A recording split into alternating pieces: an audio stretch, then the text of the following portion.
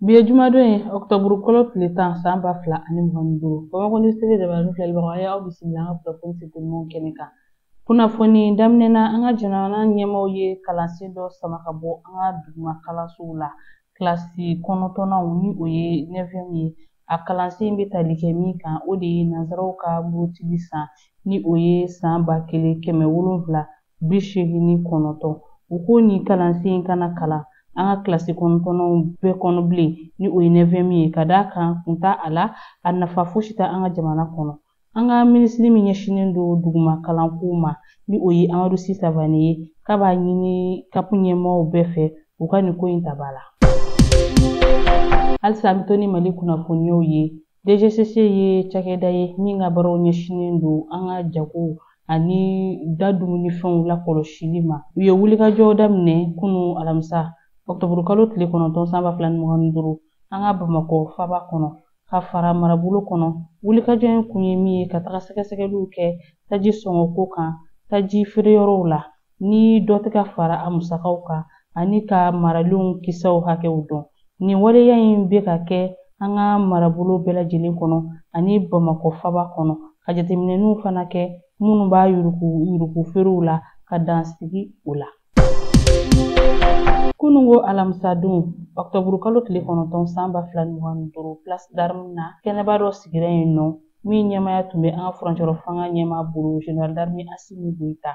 Nin kɛnɛ in kun ye CNJ kalanden minnu taara formation na olu ka bɔko 6nan maa 1539 a bɛɛ lajɛlen kun ye foroba cakɛla baarakɛlaw ye.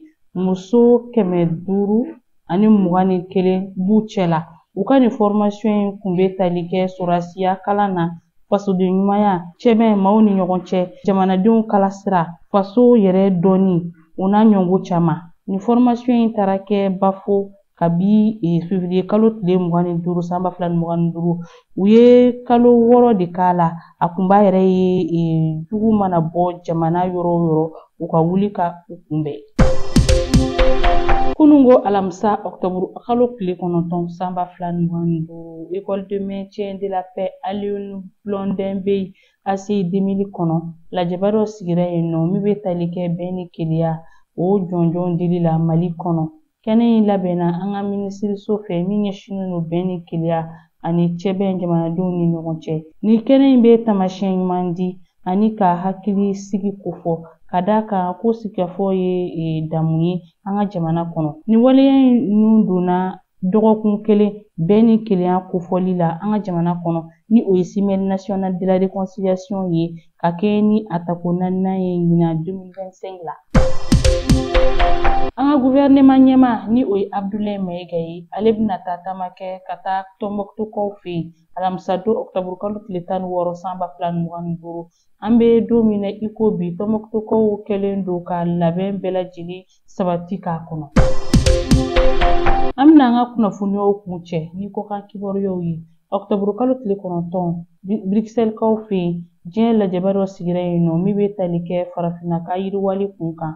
Ko lajɛ in kɛnɛ kan farafinna jamana ɲɛmaa 2 tun bɛ yen Félix Tshisekedi ni ale ye Congo président ye. A ye kɔrɔfɔ ta ka dantigɛli dɔ kɛ a ka jamana kun kan o min bɛ tali kɛ politikikow binankun kan sabu ka d'a kan u ka politiciens n'u ka finitigiw tɛ ka ɲɔgɔn kan fɔ.